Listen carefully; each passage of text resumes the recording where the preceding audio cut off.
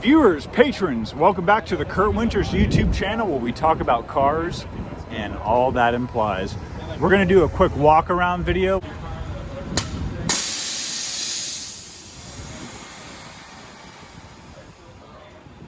All right, so tell us what we got here, brother. So we got a 2016 Accord Coupe.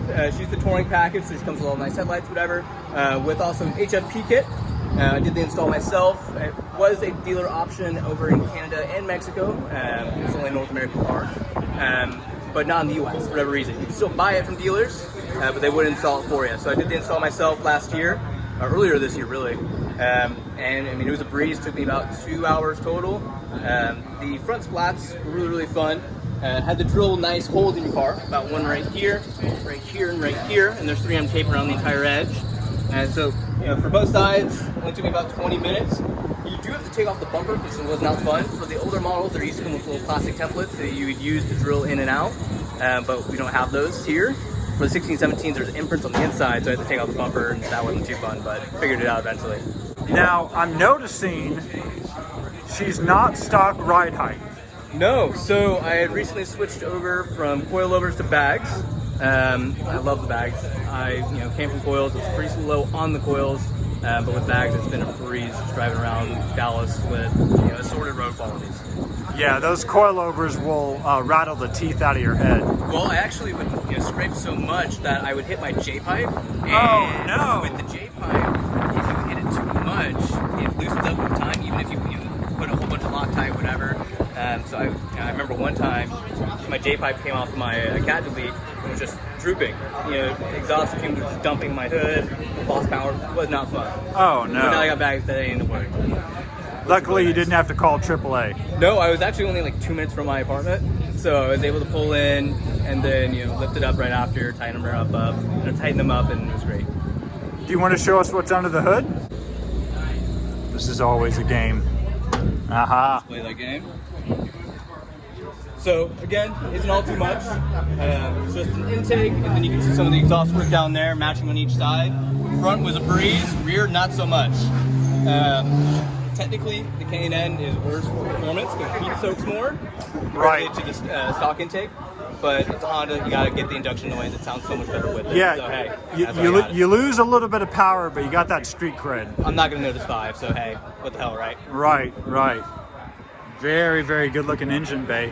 Do you know how much horsepower she's making? So stock, it was 276. With the exhaust and the K-tuner with the custom tuner I made, I want to say probably 280 wheeled now. Wow. So she gets moving. I can keep up with pretty much anything that isn't a Mustang. So anything below that, I'm there. Once they get a little higher up, up in around 80 or so, that's when they got. Well, you don't want to race a Mustang anyways because they're idiot drivers. Mustang, hashtag epic fail. So we see plenty of Mustangs pulling out of car shows just driving like morons. Sorry for all my Mustang fans out there, but that's just the truth. Not wrong, but she's fast enough to keep it fun. Let's say that much. So show us what we got going on with these wheels. So the wheels are a very conservative spec. They're 19 by 9.5 plus 45. In the front, with only 3 degrees of camber, she's pretty close. I could be a little more aggressive. I mean, I can get a finger in there barely. Actually, I can really get up on a nail, and that's about it. In the rear, it's square. I wish I was more aggressive. But hey, I'll save that for another set. Tucks quite a bit in there, but I'm stuck by the fender liner. Yeah, and I'm noticing, although I'm not a super big fan of stanced cars, I like how you've got the back wheels stanced more than the front. Is there a particular reason you did that? So it's pretty unintentional, but it was known to me whenever I did it. Because of the way that the suspension is designed, it naturally cambers a lot more the lower you get in the rear just because it's different design comparatively to the front. Okay, that makes sense. I don't know the proper terminology for the style of suspension that it is, but it just happens. So, you typically see this more so with Honda guys than anyone else. For whatever reason, the rear is always cambered more, even though it's rear-wheel drive. This is purely because of the suspension design. And so I fell victim to that, which isn't inherently bad because I'm not moving, but It just happened. I knew it was going to happen, so I just accepted it. Gotcha. And what do we got going on for exhaust back here? So exhaust is pretty straightforward. I'm RV6 all the way down to my axle, or rear axle. So I got primary cat deletes, RV6 J-pipe, decanted J-pipe, and then RV6 double res native mid-pipe. The rear I'm not super happy with, just because I'm adding so many different bits. It's not perfect. But I got a Borla Type S axle back. She's a little uneven. I will eventually go custom. I'm thinking of doing some can mufflers in the rear, probably some HKS style, just so I can make it a little more exciting, but in due time. Well, that's okay, because one of my wife's tits is bigger than the other, but I don't complain. Hey, been there. And do you want to show us your bag setup? Yeah, so she ain't the prettiest, but for my first attempt, I like to say it's pretty good. I did the flooring in a day. Actually, it took me about 2 hours. And then all of this was it was put together in a very short amount of time. So we've got like a Home Depot, like the vinyl flooring from Home Depot. Wow, I nailed it. Yeah. Home Depot, if you're watching, go ahead and send me a check for knowing that. Very, very cool. I've never seen this type of laminate flooring in the back of a car. What made you choose this over a carpet or another material? So I originally did have just the carpet underneath, and then I had like the all-season stuff. I just thought it looked really boring in the carpet. You can put anything that's a little rough in there, it scratches the hell of the carpet. Right. Wasn't a huge fan of that. Didn't want to do hardwood because it's actually softer than the vinyl that I have. Okay. So I was like, okay, well, let's find something a little bit better. And I stole a cue from the Volkswagen guys and used the vinyl flooring. All right. Now, for all my viewers out there, if you've seen another trunk with Home Depot vinyl laminate flooring, drop a comment below, because I have never seen that before. But it's really cool. I like the color that you chose for the vinyl flooring, because it really plays well off the color of the car too. I didn't want to make it dark, just so it would just sap light in there. I wanted to at least brighten up a little bit. So that's what I got. As far as the air setup though, just to bounce back to that, dual compressor obviously. I'm 3/8 everything. There isn't a single bottleneck, which is very rare with the air setup.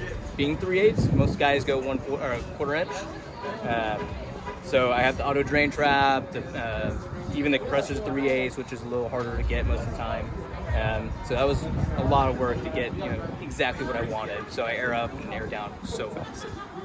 So for the interior, I have the HFP mats protected by very horny anime girls, just to keep it exciting. Oh yeah. And then in my little center console area, there's my airlift controller with a custom insert made by Riot Engineering. It's 3D printed and I wrapped it. That replaces one of the stock console units where it's like a little storage container.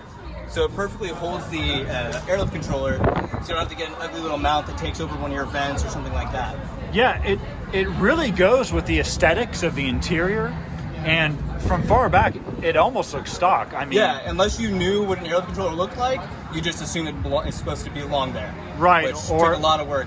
Yeah, or if it was some type of aftermarket security system. But no, you did a great job of putting it in there. Now, all of these cars came in automatics, right? No. So a good majority of them were manual. Now, I have a touring model, so it only came in automatic for that trim. But anything below that did have the option for a manual. Now, the trim right below this, I think it's the LXS. It might be wrong with EXL or whatever. That is probably the most desirable out of all of them. It has most of the features that the Touring has, not all of them, but most of them, and it comes in manual. The manuals on these are supposedly beautiful machines. And those were 6 speeds? 6 speeds, yeah. In the Accord, everyone goes by 6MT or 6AT. Okay. For whatever transmission type. I think it's a little cringy, but hey, whatever. But apparently they're really, really desirable. They drive fantastic. But I wanted to have all the nice features for like the lane keep assist, the adaptive cruise control. I make a lot of long road trips. Those are just very, very nice to have. And that also you get better headlights and taillights with the Touring.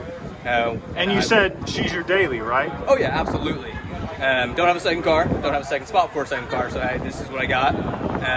But the Touring was, with all the features you'd have that you would have to buy to get to this nice of a state of a car, I wasn't looking to spend an extra $5 or so grand on all those parts. Now, I gotta say, it takes a real man to drive a bagged stance car for a daily. So you got some big cojones for doing that, especially with the way the roads are here in the Dallas-Fort Worth area. Sometimes you need a Hummer just to get around, to get through those potholes. So it's funny you mentioned that. I used to be on coilovers.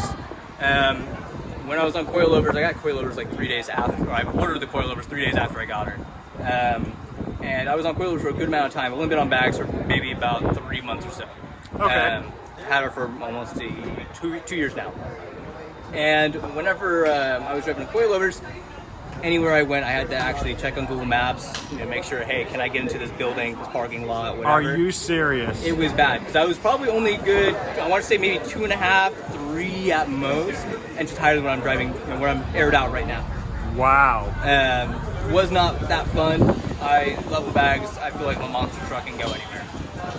Very cool. Absolutely.